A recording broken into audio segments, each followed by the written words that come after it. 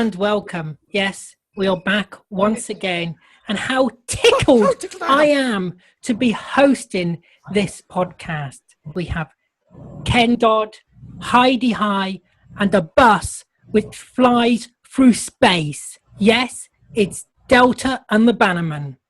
Now, let's tickle on over to Harry. Go ahead, Harry. I gotta admit, this is not one of my favorite McCoy stories. It's season 1 of McCoy's stuff. It's before we really get the idea of him being the game player, times champion. It's a decent little story, but as far as the rating, it doesn't really rate that high to me. I'd say the story is a 4. It's more typical, save the bad guys, save the race, let things fall out where they will. The book is by the original author of the story. It's not bad, but the problem is that he can't make up his mind how long he wants his chapters. Sometimes they're short, like only a couple pages. Other times they're very long in length. The book, I give a 5. If you're a fan of McCoy's era, skip the first season, go straight to season 2 and season 3. Thank you, Harry. Now, let's go on over to our very own Diddy Man. Yes, let's go over Beef Dad. Good evening.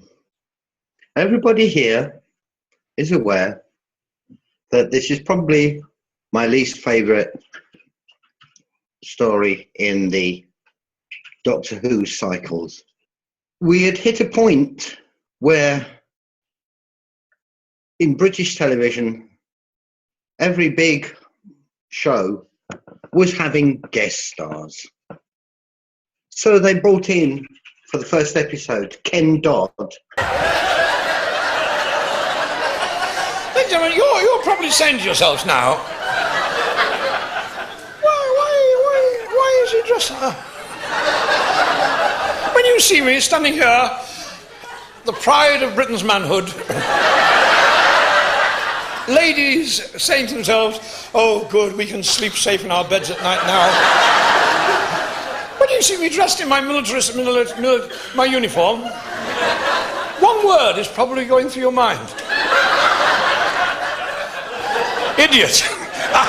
A British comedian, wildly eccentric, and as a comedian, brilliant.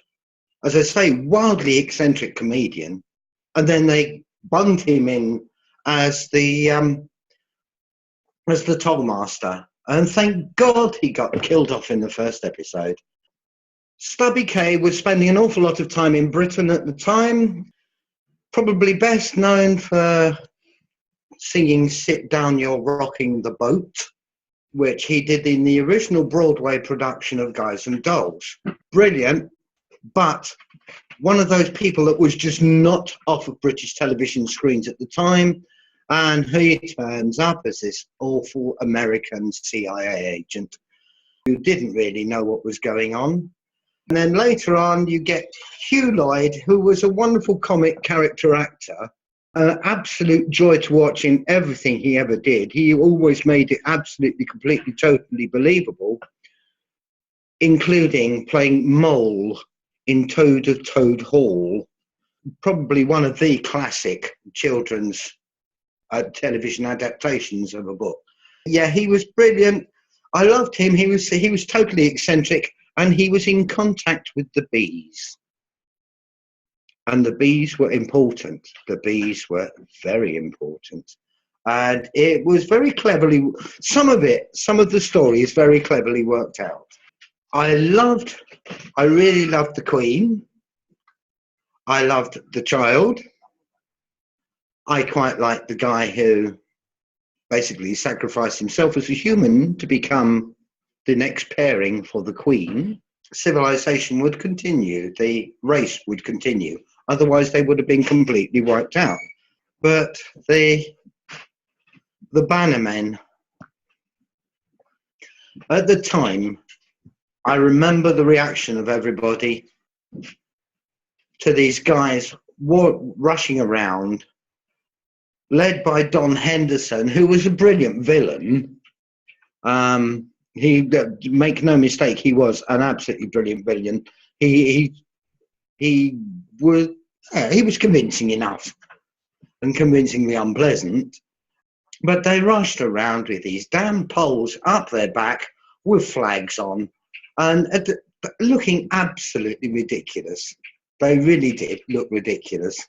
Music, of course, because it was 1959, which is an era that unfortunately I remember, because I'm 150 years old.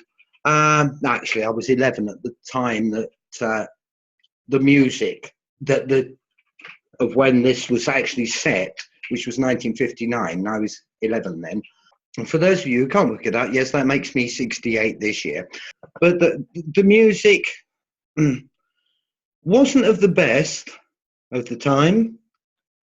There was a lot better music around. They used probably some of the worst music that they could have used. And they actually, one of the things I never forgave them for was they used my most hated pop song of all time, which was Lollipop.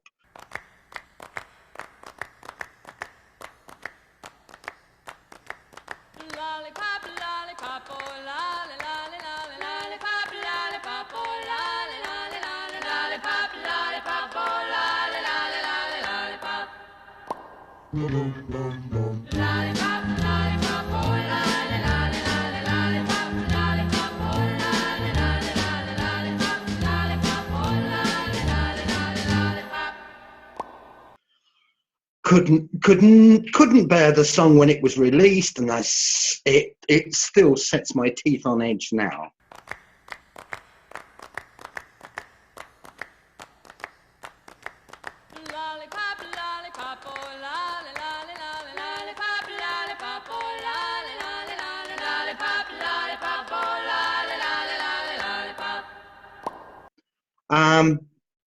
But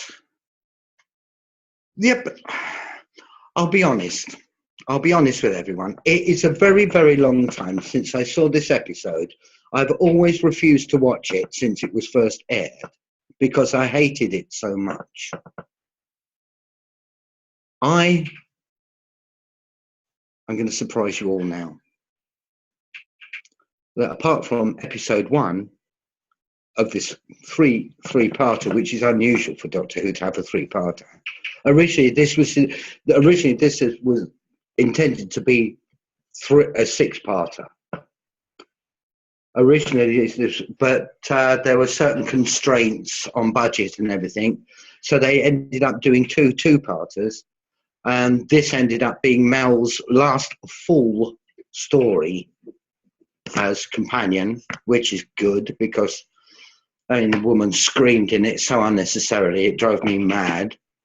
She always seemed to scream at points where they were in danger, and what a wonderful way to attract attention to yourself. However, the surprise I have is I did not despise it as much as I did then. Looking back, perhaps I was a little harsh at the time, and perhaps my memory has been a little bit harsh. So for me, it's getting a 6 out of 10. Thank you, Beef Dad. Yes, he's softening with age. How dare you. Now over to our very own Dickie Mint. Yes, our very own Dickie Mint. It's Connor. Go ahead, Connor. Okay, Dickie Mint. Don't know what that means, but I just can't get into this. This is awful. Right off the bat, it's just horrible. It's painful to watch. It took me nearly 4 hours to watch the entire thing because I just kept having to distract myself because it was so bad. I think in terms of the characters, Delta was okay. I thought Gavrock was okay as well. And the Ray, who was, I believe, supposed to be the companion that was replacing Mel until Ace took over in Dragonfire. But yeah, at least she was a good character. She was to be the companion replacement. But just the entire story just fell apart from the first minute. It was just so bad. I just could not get into it at all. Sometimes it felt like I wasn't watching Doctor Who, like I was watching something on a kids' channel or something. Yeah, I just I really don't have much to say about it. I do like how sort of brutal the Bannermen were when they blew up the bus in the second part, killing all the innocent people. And then, of course, as always, Mel coming onto the scene and starting to scream. And it's actually, to say that she wasn't the worst part of this story is pretty strange, because she was usually the downfall of most of the early McCoy stories. Yeah, I think apart from maybe a few characters who even then sort of irritated me, this story was pretty bad. I just could not get into it at all.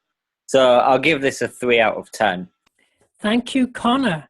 Now, he's armed with his tea. It's Craig. This one for me, where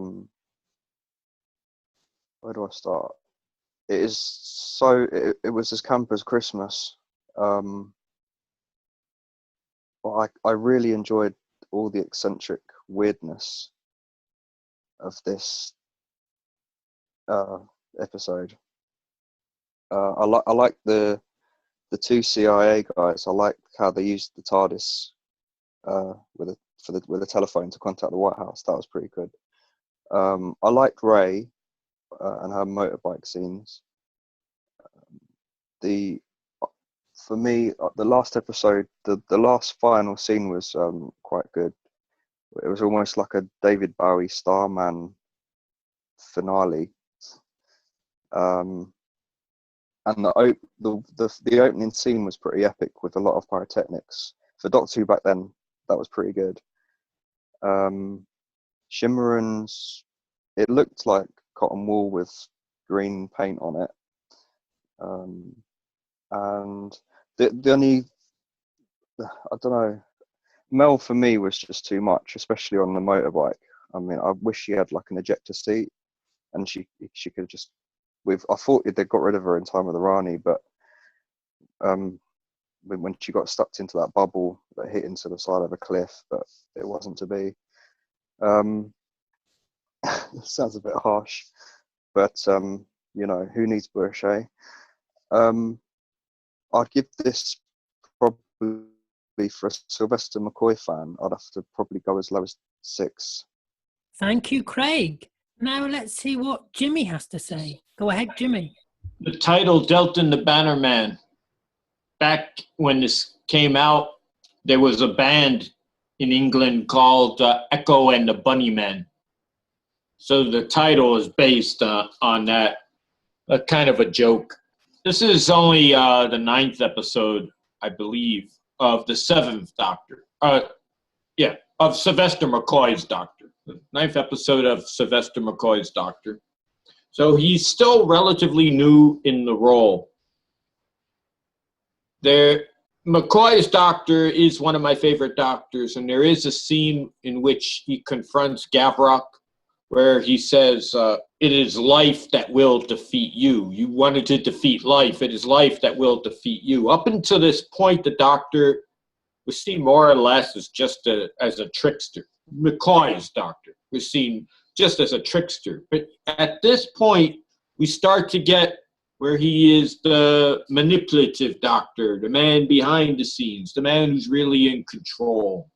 The episodes outside of England may play better because we, at least in America, didn't know who these people were, actors were. We didn't know who Ken Dodd was. We know all the others were. In England, you knew who they were, and you were probably distracted when you saw it. Oh, that's Ken Dobbs. Oh, that's this. Oh, that's that. That's that. We didn't know any of that, so we just watched it. The music suffers, not the music from the 50s. The soundtrack suffers because it sounds like the typical 80s TV shows, sci-fi shows back then where they just overused Casio keyboards. Still, I would watch this episode over any Tennant episode. I'd give it a 6 out of 10. It's interesting to watch, especially if you're interested in the 7th Doctor. You start watching his character grow and progress. It fails on a lot of levels, particularly the script writing.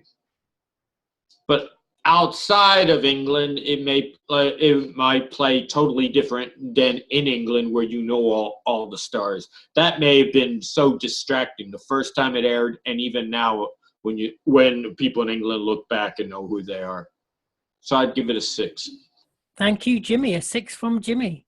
Now let's see what Jason has to say about Delta and the Bannermen. Well, I actually remember this story from a wee one back from Saturday night on PBS, and it was way back in 2002. And I know the story started out with a battlefield of green soldiers. I didn't really kind of get that part with the whole green soldier part. It's like, well, what are they trying to do? Because we remember those little toys, those little green soldier toys, and you got them as a real life version on Doctor Who. And then you got this princess who ended up steering the Bannerman ship that was attacking the soldiers. Then you had Doctor and Mel go in to, what was it?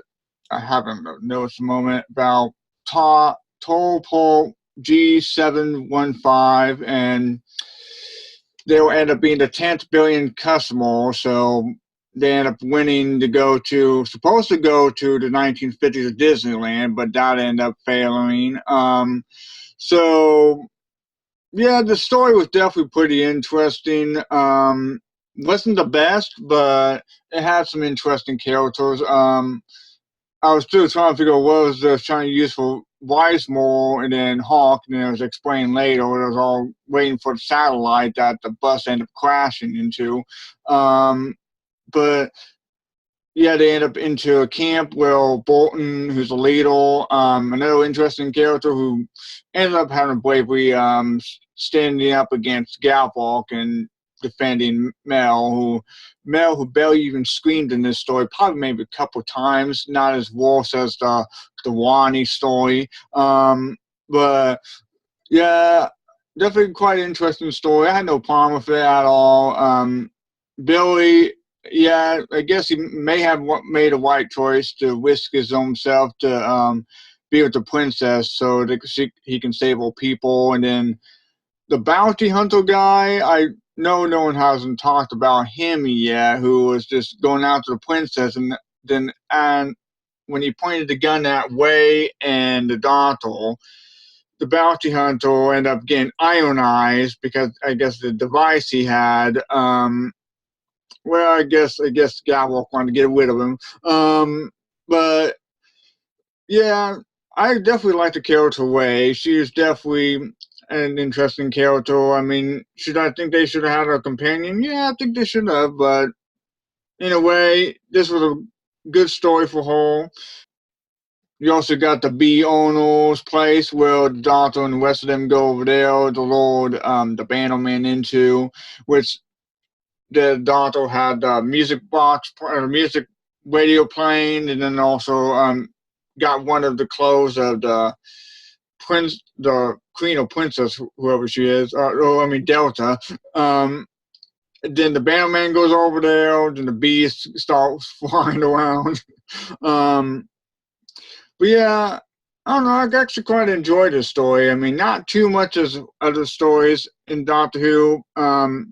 But get to the part where that one guy, what's his name, Hawk, who, when he was trying to get the bracelet out, and he's like, yeah, don't leave your neck, or don't leave my neck behind, or something like that. I just get that bit of a quote. What I didn't get is Paul is when the little baby ended up growing too fast on this story. That part I didn't really get, but in a way it was a 3-parter, so I guess I'll let it slide. But anyways, I'll give the story a 7 out of 10.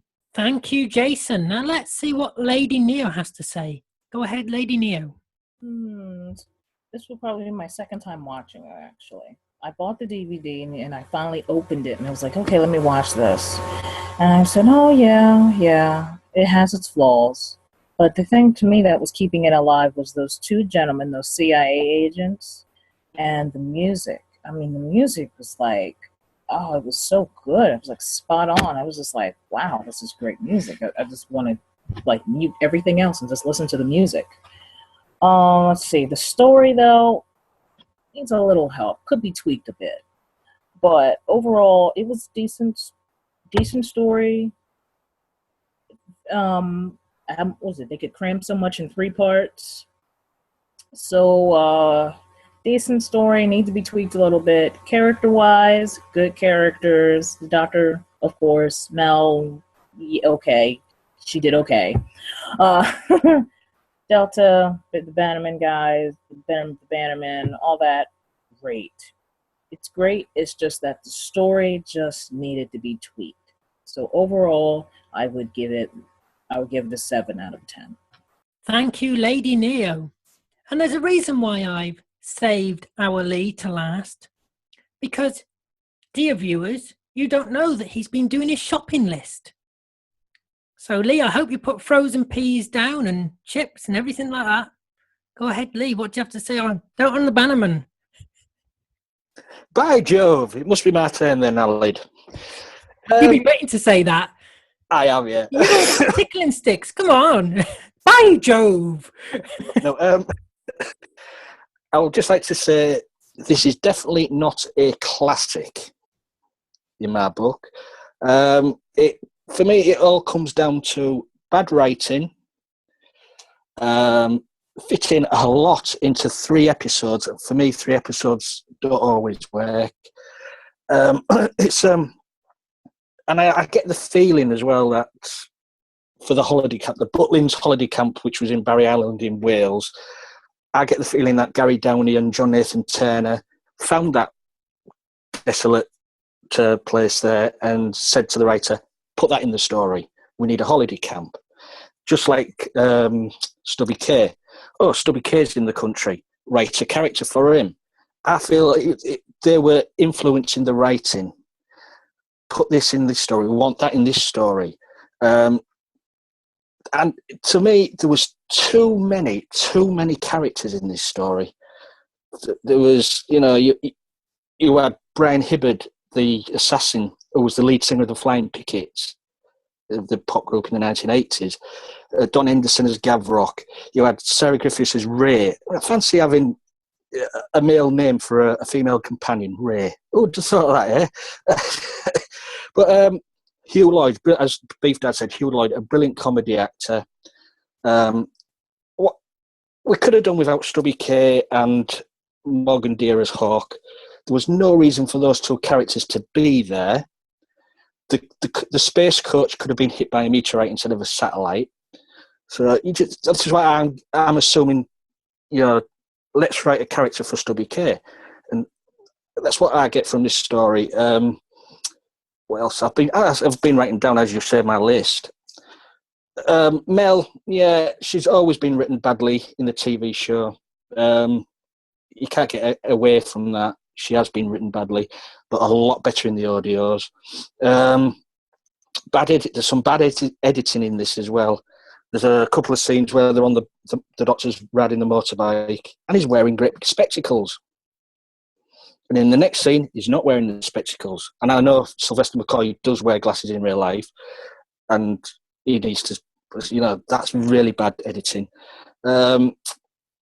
Also, some of the scenes, contrived, in the towel room with the assassin, the Doctor sneezes, gives it away. Why? Bad writing. It really does annoy me. That, achoo, he's over there. Really bad writing. So, and for Ken Dodd, he was only in it for 5 minutes at the most. I've got nothing but praise for Ken Dodd. He wasn't bad in the role. He played the Tollmaster as he was told to play as himself. He was playing it as himself. That was Doddy down to a T. And people going about Ken Dodd being in this, ruined Delta and the Bannermen. No, Ken Dodd didn't ruin Delta and the Bannermen. The writing ruined Delta and the Bannermen. So for me, personally, this gets a 5. Kevin, let's go over to you. Have you watched Delta and the Bannermen? I watched it the first part, and I'm on the second part. But if I have to judge from overall now, the Mel is just better than when she was with Six, but the Scream is just as annoying as it always was. the Seven Doctors always fun to watch. So I'm going to give it a 7 out of 10. Now, over to me. Well, I have to admit, I've been a big hater of this story for a very long time. I watched it when I was a kid once and I hated it. I really hated it. And it was only last month that I rewatched it. I rewatched it last month and I've obviously rewatched it today for this review just to, to see if I missed anything or just to recap on what happened. And let's put it like this. I used to hate it and I still hate it. It's horrible. It is horrible. I absolutely hate this episode. This episode's getting a 0 out of 10. Oh, I'm joking. I'm joking. I'm joking. No, don't put that. I'm joking. No, I have to say, no, I really like. Do you know what? I did hate it. I did. Years ago, I did hate it, and I've given this episode a lot of hate. I really have. But now, like I said, watched it last month, and I like it, and I watched it again, and I like it even more. Every time I watched it last month, watched it today, and I like it even more. I like it even more. It's all on location. It's all, it's not like sets or anything like that. It's on location, like Lee says. It's at Butlins in Wales, and I think it really works. You've got JNT's dog in there. I mean, JNT's dog. Come on, But Sylvester McCoy's great in it. I think Mel does a good job. Bonnie Langford for the character she played. I think she does an okay job. The green baby's a little bit weird. I find the green baby, especially when it's originally born and it's that horrible cocoon. I don't even know what it is. But it's like a slug, isn't it? And it looks really, really weird. And but this episode's a bit of a mass between Doctor Who and Heidi High. Because you've got the yellow coats. You've got the yellow coats, so it reminds me of Heidi High. And you've got the flying bus as well. I think it's fun. Yeah, this episode's fun. You've got a flying bus. You've got the two detectives or whoever they are. And I think it's a fun episode. And so I've gone from hating this episode to really liking this episode. And for me, it really has to get an 8 out of 10. It does. Now I'm going to open the floor to whoever wants to speak. So go ahead, whoever wants to speak. One problem with McCoy's first season, and this is something that most people may not be aware of, is the fact that during this first season, there was no script editor. John Nathan Turner, who was the producer at the time, actually had to do double duty. He not only had to do his work as producer of the show, but he also had to do script editor work as well. That's why the quality stories until Dragonfire were really down. After Andrew Cartmel got on the scene, things actually went a lot better. But by then, the word was out. Doctor Who was dead as far as the producers in the BBC were concerned. And that's why after McCoy's third season, they pulled the plug on it. It rode, basically, on a big wave of popularity of Heidi High on this. Because at the point where this was broadcast, Heidi High was at its absolute most popular. So setting the damn thing in a holiday camp was a bit of a cheat, really. They only filmed, I believe, one bit in one part of this in studio. All the rest of it was done on location. Most of this was done on location. And everybody may think that that was a working holiday camp, but it wasn't. It was an abandoned holiday camp. A lot of things about it were annoying at the time. The overuse of the 50s music. And well, not only that, the volume of it as well. At some points, it drowned out the dialogue, which is never a good idea. Yeah, it was just one of those, at the time I hated it. Looking back, I suppose basically with age I've got nostalgic. but I can still remember the things that annoyed me. What was Yeah, Heidi High? Doddy, brilliant comedian. But at the time, all the brilliant comedians like Norman Wisdom and people like him were all getting into television series or plays or doing whatever. I mean, Norman Wisdom, one of the sort of greatest comedians, I would say, probably one of the greatest physical comedians that England ever produced, did an incredible play about cancer patients, where he was in a ward with other cancer patients, and it was how they all differently dealt with their terminal cancer. Thing is, they were all doing wonderful things like that, and Doddy turned up in Doctor Who. Yeah, we better explain what Heidi High is, haven't we?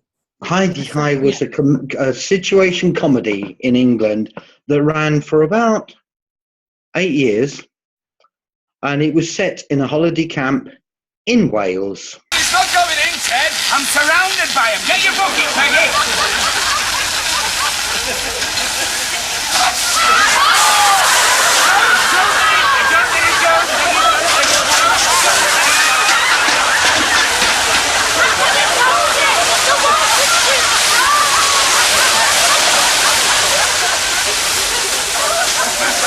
Give it on, Spike.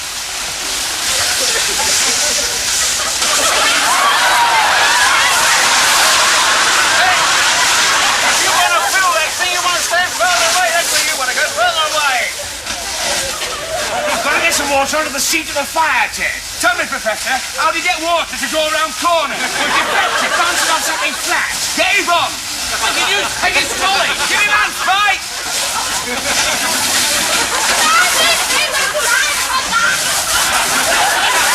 It's still not going in, Ted! Really?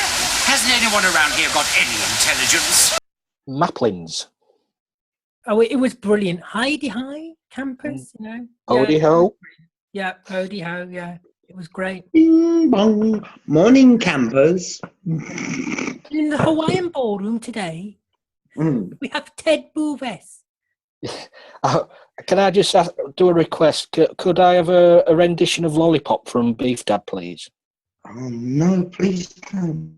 Yeah, by the way, I'm playing that over this Lollipop, lollipop, oh, lolly, lolly, lollipop, lollipop, oh, lolly, lollipop. You've got the job. You've got the job. And I know for a fact Beef Dad doesn't like it. This bit, what I'm going to say as well. But I did love the use of the Dick Barton theme when the Doctor was riding on the motorbike. Oh God! Yeah, well, you would have to explain that the Dick Barton theme, the sort of tense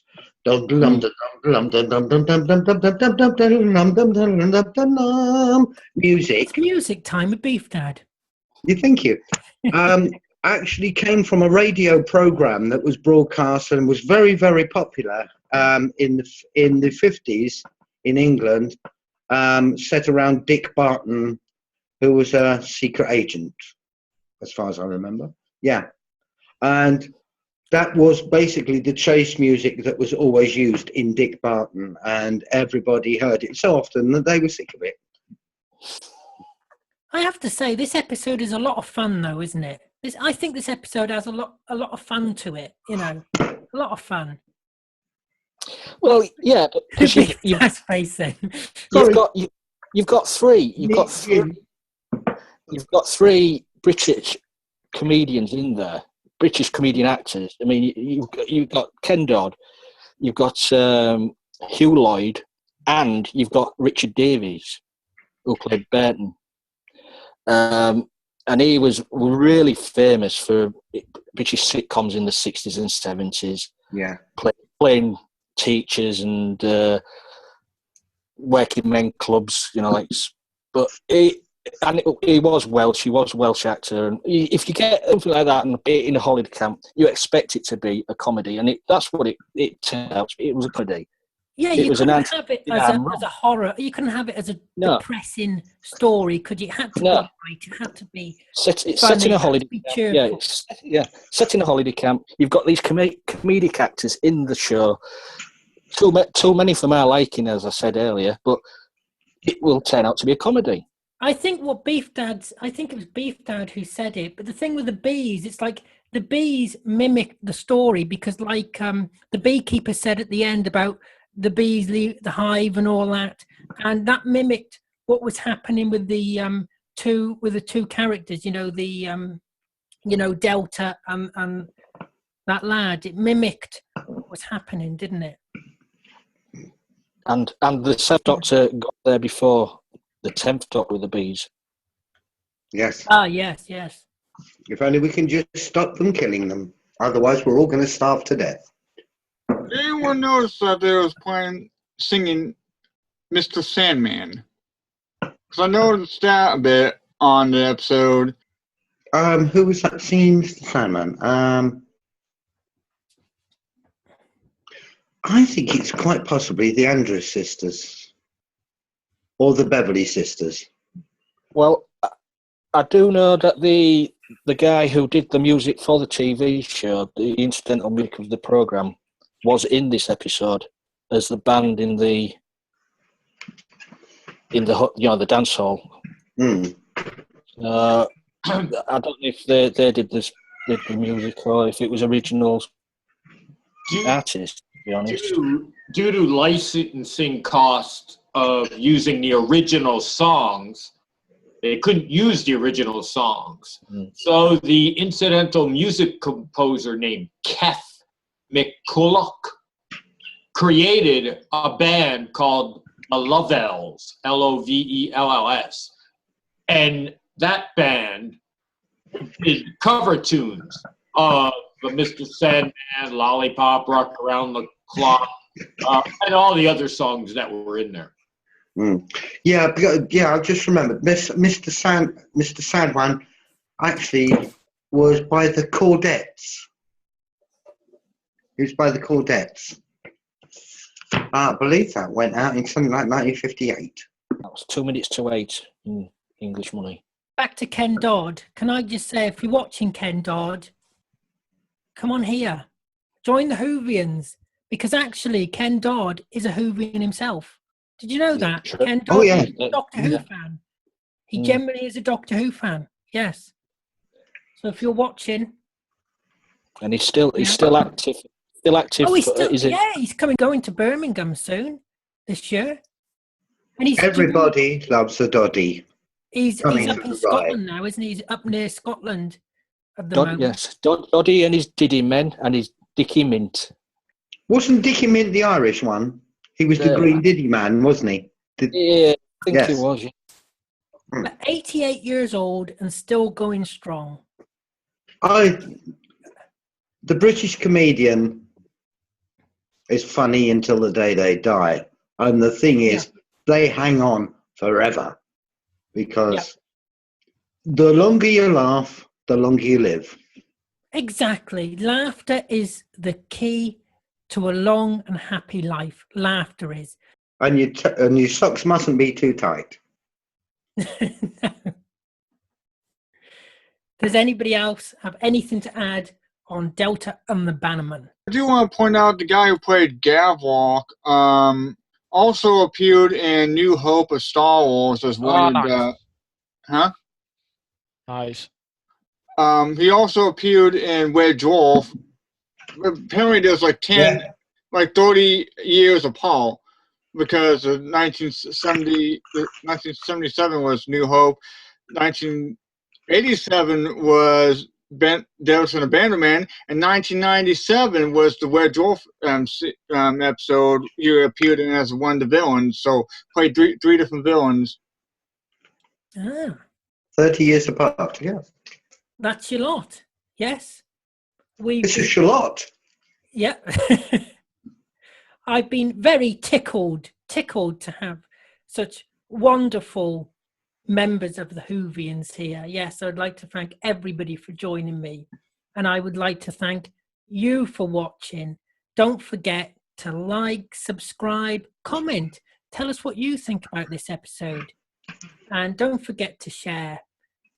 You know, happiness and laughter is the key to a long life.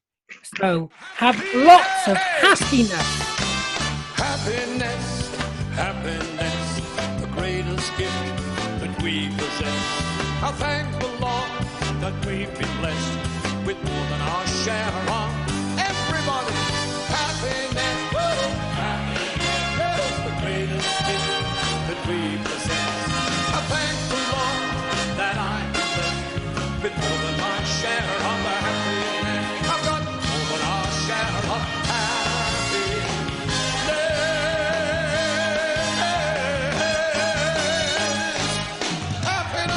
As ever, keep on hooing.